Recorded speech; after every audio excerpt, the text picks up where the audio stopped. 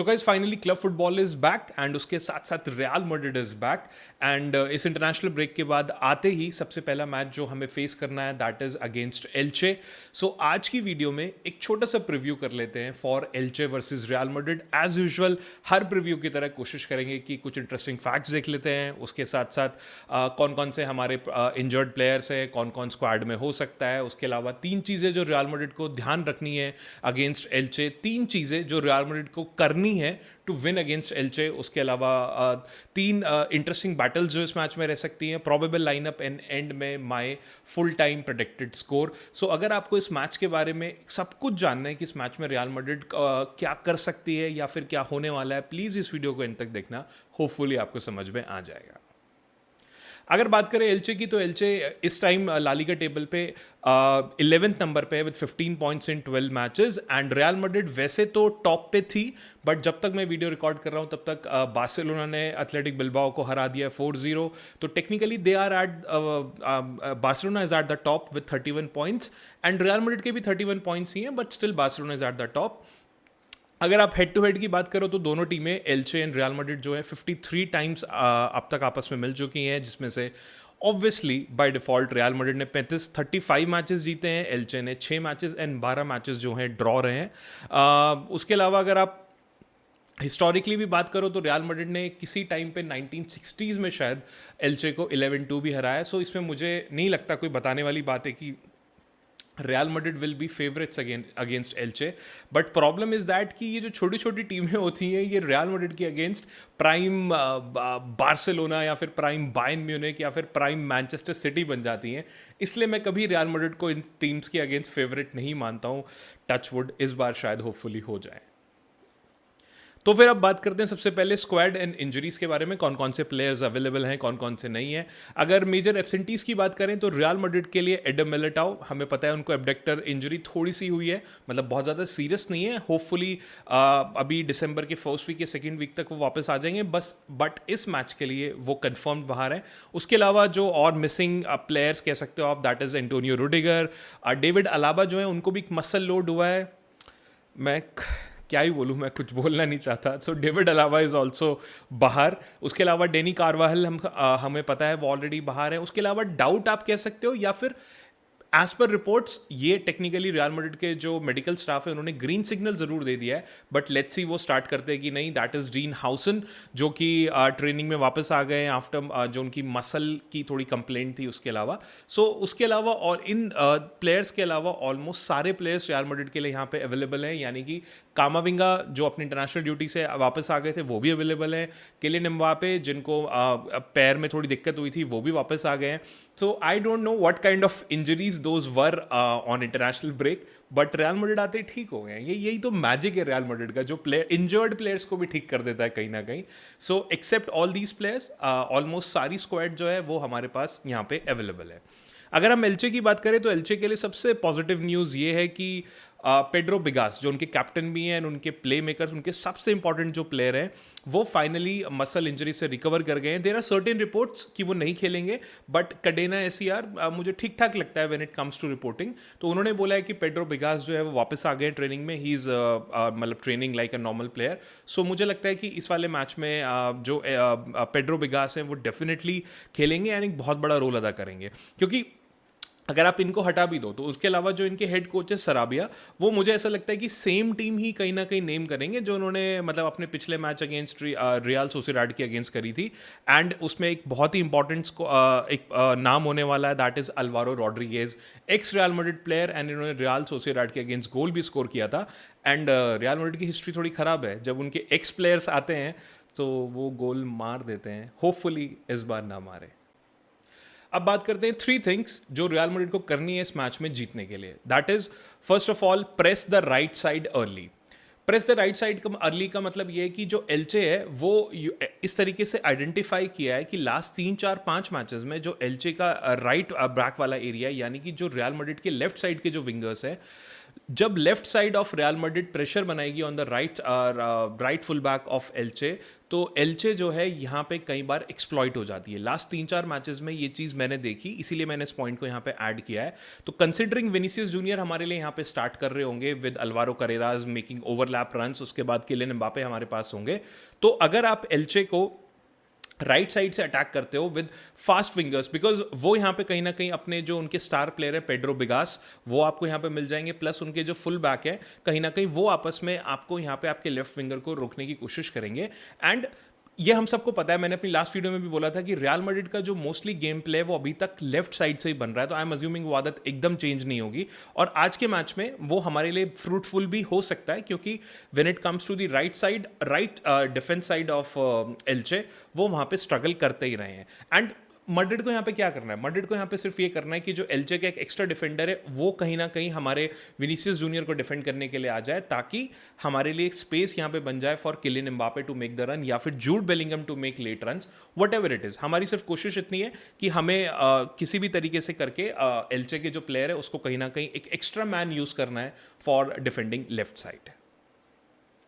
Second point इसमें है use Jude Bellingham as a late arriving runner. इसका क्या मतलब है, एल्चे के जो रीसेंट मैचेस हैं उसमें जो उनके डबल पिवट है, यानी कि जो उनके काइंड ऑफ डिफेंसिव मिडफील्डर्स हैं जो उनके डिफेंडर्स को एक तरीके से प्रोटेक्ट करते हैं, वो कहीं ना कहीं इस तरीके से एक्सप्लॉइट हुए हैं कि वो बॉल को देखते रह जाते हैं अगर कोई लेट रनर जो है वहां पे रन बना रहा है। हाइपोथेटिकली वो हमारे विंगर्स या फिर हमारे अटैकर्स को रोकने में कहीं ना कहीं मशगूल हो गए, तो हमारा जो लेट रन बनाने वाला प्लेयर है दैट इज जूड बेलिंगम, वो हमारे लिए यहाँ पे काफी फ्रूटफुल हो सकता है। May not be Bellingham, may be आर्दा गुलर, बट मैं आर्दा गुलर को इसलिए काउंट नहीं कर रहा हूँ बिकॉज आर्दा गुलर हमारे लिए शायद पासेस वाली जो चीज़ है वही वाली ब्रेकिंग द लेन्स वाला पार्ट जो है वही अदा करेगा। Jude Bellingham would be the player जिससे मुझे उम्मीद है कि कहीं ना कहीं यहाँ पे लेट रन्स बनाएगा, जिस तरीके से उसने बार्सिलोना के अगेंस्ट भी बनाई थी एंड विनिंग गोल भी हमें यहाँ पे स्कोर करके दिया था। तो यूजुअली क्या होता है कि जब मैड्रिड इस तरीके के मैचेस में स्ट्रगल करती है तो जूड बेलिंगम कई बार रियल मैड्रिड के लिए उस तरीके से एक फोर्स की तरह आते हैं कि वो अपना लेट रन बनाते हैं, कंफ्यूज करते हैं प्लेयर्स को, स्पेसेस बनाते हैं और कई बार गोल स्कोर कर देते हैं या फिर हमारे प्लेयर्स के लिए कहीं ना कहीं यहाँ पे स्पेसेस बनाते हैं। तो अगर रियल मैड्रिड, ये तो बहुत ही श्योर है कि एल्चे जो है वो यहाँ पे डीप ब्लॉक करने वाली है, वही park the helicopter bus train जो भी यहाँ पे होने वाला है। तो जो ये जो लो ब्लॉक होने वाला है एल्चे का, अगर आप इसको विनी और अंबापे के थ्रू पुश करवाते हो तो मोस्टली जो आपकी टीम है वो कहीं ना कहीं उनको रोकने में मशगूल हो जाएगी, जिस चीज़ का जूड बेलिंगम यहाँ पे फ़ायदा उठा सकते हैं। एंड ये इस तरीके का मुझे ऐसा पर्सनली लगता है कि 100% रिपीटेड मेथड है बाय जाबी अलोंसो की लो ब्लॉक टीम्स के अगेंस्ट आप लेट रनर्स जो है उनका यूज़ करते हैं, दूसरी टीम्स रोक लेती है, लेट्स सी अगर एल्चे रोक पाती है कि नहीं, बट अभी तक एल्चे जो है दूसरी टीम्स के अगेंस्ट लेट रन्स को रोक नहीं पाई है। इसमें थर्ड पॉइंट है switch the angle of attack quickly. इसका क्या मतलब है, इसका मतलब ये है कि जो आपके एल्चे है वो किसी एक पर्टिकुलर साइड पे जो है बहुत ज़्यादा प्लेयर्स कमिट कर देती है, यानी कि अगर लेफ्ट साइड से गेम बन रहा है तो सारे के सारे वहीं पे घुस जाएंगे यहाँ पे टैकल करने के लिए। वही टिपिकल ओल्ड स्कूल वाली चीज़ है कि मतलब एक तरीके से वो डिफेंड करेंगे bye shifting the entire block toward the side जहाँ पे बॉल होगी। अगर लेफ्ट साइड की तरफ होगी तो वो लेफ्ट साइड पूरा लगा देंगे, अगर राइट साइड की तरफ होगी तो वो राइट साइड लगा देंगे। तो इट्स बेटर कि अगर आपने उनके आधे प्लेयर्स को यहाँ लेफ्ट साइड की तरफ फंसा लिया है, maybe somebody is making a run from here, maybe Trent Alexander Arnold is making a run on the right side, then उसको एक लॉन्ग पास यहाँ पे पड़ेगा, शायद वो लॉन्ग पास का एक मे बी क्रॉस मार सकता है या फिर एक थ्रू बॉल या फिर लो क्रॉस जो है हमारे सेंट्रल स्ट्राइकर को यहाँ पे दे सकता है एंड आप गोल स्कोर कर सकते हो। ठीक है, सो मैड्रिड जो है कैन, मतलब मेरे हिसाब से मैड्रिड यार लिटरली एल्चे का जो ये ब्लॉक है ना, ये सिर्फ 2-3 लॉन्ग डायगोनल पासेस में ब्रेक कर सकती है अगर बहुत स्मार्टली उन्होंने ये चीज़ यहाँ पे कर दी। एंड इसी तरीके से रियल मैड्रिड ने कई बार बहुत छोटी छोटी टीम्स को डिसमेंटल किया है, एटलीस्ट पहले तो किया करती थी, अब आजकल थोड़े दिन खराब चल रहे हैं तो मैं बोल नहीं सकता, बट जो पॉइंट है वो मुझे यहाँ पे बोलना पड़ेगा, दैट इज कि अगर आप गेम को स्विच करते हो तो आप ये चीज़ यहाँ पे कर सकते हो। और यहाँ पे mid table team like एल्चे at least यार इनके अगेंस्ट तो कर ही सकते हो, मतलब ये तो बहुत ही स्मार्ट मूव है एंड मेरे ख्याल से थोड़ी इजी होनी चाहिए for Real Madrid. So the point is that कि जिस भी तरफ बॉल हो उसके ऑपोजिट साइड गेम को स्विच करके खेलने की कोशिश रियल मैड्रिड को यहाँ पे करनी है। अब 3 things Real Madrid must take care of. ऐसा नहीं है कि भाई एल्चे को आप बिल्कुल हल्के में ले सकते हो। पेड्रो बिगास उनके सबसे इंपॉर्टेंट प्लेयर जो हैं वो फाइनली यहाँ पे वापस आ गए हैं। पेड्रो विगास एक बहुत ही अच्छे प्लेयर हैं जो बिल्कुल वर्टिकल पासेस करते हैं, वो उनके सबसे इंपॉर्टेंट प्लेयर हैं। चाहे गेम को बिल्ड करना हो, चाहे डिफेंड करना हो, चाहे अपने अटैकर्स का साथ देना हो, चाहे फिर डिफेंड करना हो, he is a complete player जो आपको हर जगह पे यहाँ पे होते हुए दिखेंगे। एंड ये वो प्लेयर है जो आपके लिए बहुत क्विक वर्टिकल पासिस खेलते हैं, मतलब बिटवीन द लाइंस, यानी कि मिडफील्डर्स के लाइन के बीच में, स्पेशली लेफ्ट विंगर्स जो कट इनसाइड करते हैं, उन जैसे प्लेयर्स के साथ पेड्रो विगास जो है बहुत ही बढ़िया खेलते हैं। एंड मैड्रिड जो है इस सीजन बहुत ज़्यादा स्ट्रगल करती आई है जब भी आपका जो ओपोनेंट है वो वाले ओपोनेंट के अगेंस्ट जो आपकी फर्स्ट लाइन को ब्रेक कर देते हैं, may be with through the centre. अगर आपको लिवरपूल वाला मैच याद हो, लिवरपूल ने भी यही किया था। आपका जो सेंटर मिड था, उनके मिडफील्डर्स ने आपकी फर्स्ट लाइन को ब्रेक कर दिया था। वेलिकानो ने भी यही करने की कोशिश करी थी और इन दोनों टीम्स के अगेंस्ट रियल मैड्रिड स्ट्रगल करती रही थी। तो अगर आपने बिगास को थोड़ी सी भी जगह दे दी ताकि वो अपने पासेस को फ्रीली इधर उधर कर सके, या फिर, तो ये आपके लिए थोड़ी सी प्रॉब्लम हो सकती है, कंसिडरिंग एडम मिलिटाओ जैसे डिफेंडर आपके पास नहीं है जो आपके लिए सबसे बेस्ट डिफेंडर अभी तक रहे हैं। तो आपके मेकशिफ्ट डिफेंडर्स जो हैं, आई एम अज्यूमिंग कि रियल मैड्रिड का डिफेंस यहाँ पे बेटर करेगा, मिडफील्ड बेटर करेगी, बट आपको पेड्रो विगास को बिल्कुल भी जो है चांस नहीं देना है, नहीं तो आपका डिफेंस जो है पूरी तरह एक्सपोज हो जाएगा। और एल्चे का जो पूरा का पूरा मतलब एक तरीके से काउंटर सिस्टम है वो पेड्रो विगास की तरह ही कहीं ना कहीं चलता है। उनकी ही एक तरीके से he is an orchestrator for एल्चे यहाँ पे, तो उनको रोकना बहुत जरूरी है। Second, एल्चे second ball aggression. इसका क्या मतलब है? लास्ट 4 से 5 मैचेस में एल्चे ने जो मैचेस जीते हैं उसमें ना उनकी जो सेकेंड बॉल्स है इन द मिडफील्ड, मतलब स्पेशली एट होम जो है वो उनके लिए सबसे बड़ा फायदेमंद रहा है। एंड मतलब एक तरीके से आप ये कह सकते हो कि सेकंड बॉल का मतलब क्या है? सेकंड बॉल का मतलब ये है कि रियल मैड्रिड ना, खासकर जैसे मैंने पिछली वीडियो में बताया था, अगर आपने नहीं देखी, कि एक फेजेस के बाद ना उनकी एनर्जी या इंटेंसिटी कम हो जाती है। तो ये जो छोटी टीम्स होती हैं ये वेट करती हैं कि आप इतना, ये झिलाते हैं आपको कि आओ खेलो, खेलते रहो खेलते रहो, और एकदम से बीच में आपको यहाँ पे एक लॉन्ग बॉल पड़ेगी या एक थ्रू बॉल पड़ेगी और वो वहाँ पे गोल स्कोर करके निकल जाएंगे। इनको सेकंड बॉल्स बोलते हैं, जस्ट टू अगर किसी को नहीं पता है तो। सो लास्ट 4 से 5 मैचेस में एल्चे ने यही पेशेंस वाला गेम कहीं ना कहीं खेला है और रियल मैड्रिड को ये चीज़ ध्यान रखनी पड़ेगी, क्योंकि रियल मैड्रिड भी एक लंबे इंटरनेशनल ब्रेक के बाद आ रही है। कुछ प्लेयर्स ऐसे हैं जो अभी काफ़ी टाइम से नहीं खेले, कुछ प्लेयर ऐसे हैं जो इंजरी से वापस आए हैं, तो हो सकता है कि उनको नींद ना आ जाए कहीं मिडफील्ड में। आई होप आप समझ रहे हो मैं नींद से क्या बोलना चाह रहा हूँ। तो जो मिडफील्ड है या फिर जो डिफेंस है वो अपना स्लगिश अप्रोच ना दिखाएं, तो हम यहाँ पे बच सकते हैं, नहीं तो एल्चे इस चीज़ के लिए पूरी कोशिश करेगी। एंड हम ये टाइप की चीज़ें रियल मैड्रिड के साथ पहले भी देख चुके हैं। तो अगर कामाविंगा या फिर हाइपोथेटिकली फेडे वेलवर्डे, अगर इन्होंने लूज बॉल्स को बिल्कुल कंट्रोल नहीं किया या फिर इन्होंने हल्की सी भी सुस्ती दिखाई या इंटेंसिटी में लो दिखाया, तो एल्चे जो है वो अपनी अटैकिंग वेव्स जो है भाई, वेव्स पे वेव्स आपको मारते रहेंगे।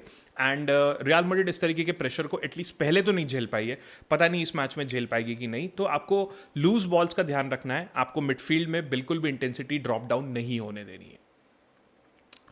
Third point which is very important, मुझे नहीं लगता मुझे बताने की जरूरत है, that is set pieces toward the back post.